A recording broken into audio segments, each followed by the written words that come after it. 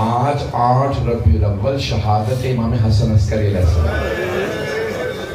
آج امام زمانہ کو فرصت ہوا. آج امام زمانہ کو فرصت جب دیں تو ایک جملہ کہیں. کیا کہیں گے مولا امام زمانہ؟ امام زمانہ صرف 5 سال کے تھے جب یتیم ہوئے. ہاتھ جوڑ کے کہوں گا مولا، لیکن کسی نے آپ کے بالوں میں ہاتھ نہیں ڈالا. مولا کسی نے آپ کو تماچا نہیں مانا. مولا میں ہاتھ جوڑ کے کہوں مولا ذرا ایک مرتبہ کربلا میں آ کے اپنی پھوپھی کو دیکھیے. آپ کی ایک چھوٹی سی پھوپھی ہے. جب وہ یتیم ہوئی نا تو شام غریبہ میں ایک مرتبہ شمر آگے بڑھا، سر کے بالوں میں ہر کانوں سے بالیاں اتاری. جب بی بی کی بالیاں اس نے اتاری نا تو بی بی کے کانوں سے خون بہنے لگا. علماء کہتے ہیں اس موقع پہ جناب سکینہ نے ایک مرتبہ فرات کا رخ کیا اور بلند آواز سے روکے کہا، چچا عباس، چچا ذرا آ کے دیکھے میرے کانوں سے لہو بہہ رہا. اب کس امام کا تابوت ہے؟ امام حسن عسکری. ایک آدمی کہتا، شیعہ کہتا ہے، میں مولا کے گھر گیا. مولا نے کہا آج تو مجھے چلتا پھرتا دیکھ رہا ہے، اب جو اگلے ہفتے تو آئے گا نا تو میری شہادت ہو چکی ہوگی. یہاں سے نالا و شیبت کی آوازیں بلند ہوگی، گریہ ہو رہا ہوگا. کہا مولا آپ تو صرف 28 برس کے، کوئی بھی 28 سال کی عمر میں مرنا نہیں چاہتا. امام نے کہا نہیں مجھے زہر دے دیا جائے گا. کہا مولا آپ کو زہر دے دیا جائے گا؟ جب مولا کو زہر دیا گیا، اب سنیں کہ آخر جملے پیش کر رہا ہوں، کوئی رونے میں بخل نہ کرے. جب مولا امام حسن عسکری علیہ السلام کو زہر دیا گیا نا تو ایک مرتبہ دیکھا کہ مولا بیٹھ کے نماز پڑھ رہے ہیں. کہا مولا آپ بیٹھ کے نماز پڑھ رہے ہیں؟ کہا مجھے زہر دے دیا گیا. سنیں گے جملہ. جب جناب زینب کبریٰ شام غریبہ میں بیٹھ کے نماز پڑھ رہی تھی نا تہجد کی، تو مولا سجاد نے کہا پھوپھی اماں میں نے زندگی میں کبھی آپ کو بیٹھ کے تہجد پڑھتے نہیں دیکھا.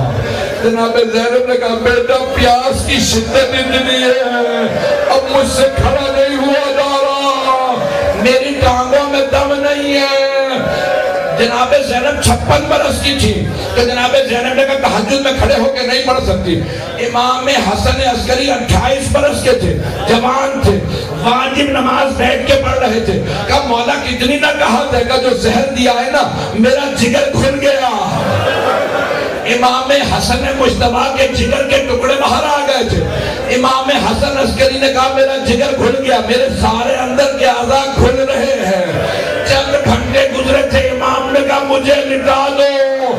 بار میں امام نے سر اٹھایا، بابا کا اپنے زانوں پہ رکھا، رونے لگے، تڑپنے لگے، اپنے بابا کے آنسو صاف کرتے جاتے تھے.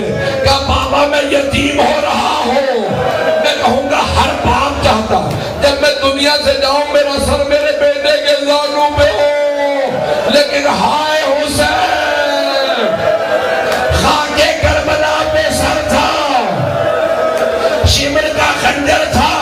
جب اس نے امامہ اتارا، بالوں میں ہاتھ ڈالا، ایک بیوی نے برقع بچھایا اور شمر نامار میں نے چکیاں پیس کے پالا. تابوت آ چکا ہے.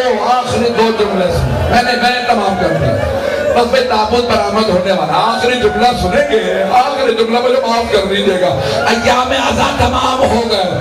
جب جناب زینب مدینے پہنچی، ایک مرتبہ کہا سید سجاد میں پہلے نانا کے روضے پہ جاؤں گی. بی بی نے دونوں ہاتھ دروازے پہ رکھے گا، یا جدہ انی نائیت الیک بولدک الحسین، نانا میں آپ کے نواسے حسین کی سنانی لائی ہوں.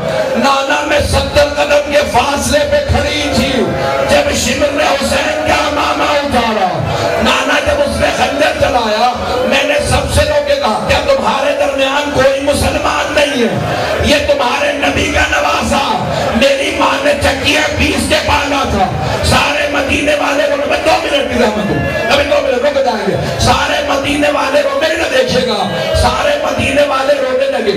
جناب زینب کی آواز دب گئی، آواز نہیں آ رہی تھی، سب بلند آواز سے رو رہے تھے.